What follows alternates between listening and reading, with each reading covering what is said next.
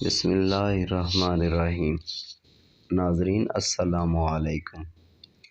ایک مرتبہ دمشق کے بادشاہ سلطان نور الدین زنگی کے خواب میں آ کر نبی کریم صلی اللہ علیہ وسلم نے فرمایا کہ مجھے دو بندے ستا رہے ہیں۔ سلطان نور الدین زنگی عشاء کی نماز پڑھ کر سوئے کہ اچانک اٹھ بیٹھے اور نم آنکھوں سے فرمایا، میرے ہوتے ہوئے میرے آقا میرے نبی صلی اللہ علیہ وسلم کو کون ستا رہا ہے؟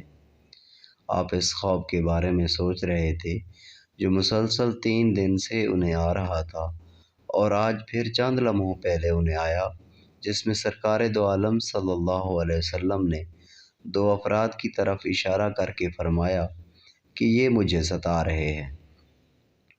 اب سلطان کو قرار کہاں تھا؟ انہوں نے چند ساتھی اور سپاہی لے کر دمشق سے مدینہ جانے کا ارادہ فرمایا۔ اس وقت دمشق سے مدینہ کا راستہ 20 سے 25 دن کا تھا، مگر آپ نے بغیر آرام کیے یہ راستہ 16 دن میں طے کیا۔ مدینہ پہنچ کر آپ نے مدینہ آنے جانے کے تمام راستے بند کروائے اور تمام خاص و عام کو اپنے ساتھ کھانے پر بلایا۔ اب لوگ آ رہے تھے اور جا رہے تھے، آپ ہر چہرہ دیکھتے مگر آپ کو وہ چہرے نظر نہ آئے۔ اب سلطان کو فکر لاحق ہوئی اور آپ نے مدینے کے حاکم سے فرمایا کہ کیا کوئی ایسا ہے جو اس دعوت میں شریک نہیں ہوا ہو؟ جواب ملا کہ مدینے میں رہنے والوں میں سے تو کوئی نہیں، مگر 2 مغربی زائرین ہیں جو روضہ رسول کے قریب ایک مکان میں رہتے ہیں، سارا دن جنت البقیع میں لوگوں کو پانی پلاتے ہیں، جو عرصہ دراز سے مدینہ میں مقیم ہیں۔ سلطان نے ان سے ملنے کی خواہش ظاہر کی۔ دونوں زائر بظاہر بہت عبادت گزار لگتے تھے۔ ان کے کمرے میں تھا ہی کیا، ایک چٹائی اور 2-4 ضرورت کی اشیاء۔ اچانک سلطان کو چٹائی کے نیچے کا فرش لرزتا ہوا محسوس ہوا۔ آپ نے چٹائی ہٹا کے دیکھا تو وہاں ایک سرنگ تھی۔ آپ نے اپنے سپاہیوں کو سرنگ میں داخل ہونے کا حکم دیا۔ وہ سرنگ میں داخل ہوئے اور واپس آ کر بتایا کہ یہ سرنگ نبی کریم صلی اللہ علیہ وسلم کی قبر مبارک کی طرف جاتی۔ یہ سن کر سلطان کے چہرے پر غیظ و غضب کی کیفیت طاری ہو گئی۔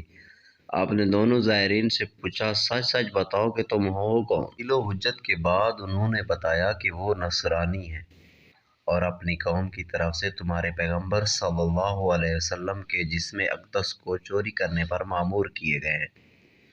سلطان یہ سن کر رونے لگے۔ اسی وقت ان دونوں کی گردنیں اڑا دیں۔ سلطان روتے جاتے اور فرماتے جاتے کہ واہ میرا نصیب کہ پوری دنیا میں سے اس خدمت کے لیے اس غلام کو چنا گیا۔ اس ناپاک سازش کے بعد ضروری تھا کہ ایسی تمام سازشوں کا ہمیشہ کے لیے خاتمہ کیا جائے۔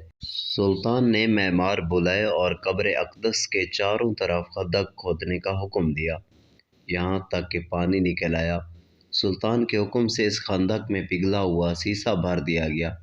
سیسے کی یہ خندق آج بھی روضہ رسول صلی اللہ علیہ وسلم کے گرد موجود ہے۔ کہا جاتا ہے کہ سلطان خود اس سرنگ میں گیا اور دوسرے کنارے پر پہنچا تو دیکھا کہ سرنگ حضور اقدس صلی اللہ علیہ وسلم کی آرام گاہ تک پہنچ گئی تھی اور آپ صلی اللہ علیہ وسلم کے قدم مبارک کا نور نظر آ رہا تھا۔ سلطان نے قدم مبارک چوم کر اس سرنگ کو بھروا دیا۔ Thanks for watching. آپ سے گزارش ہے کہ اس ویڈیو کو صدقہ جاریہ سمجھ کر آگے شیئر کریں۔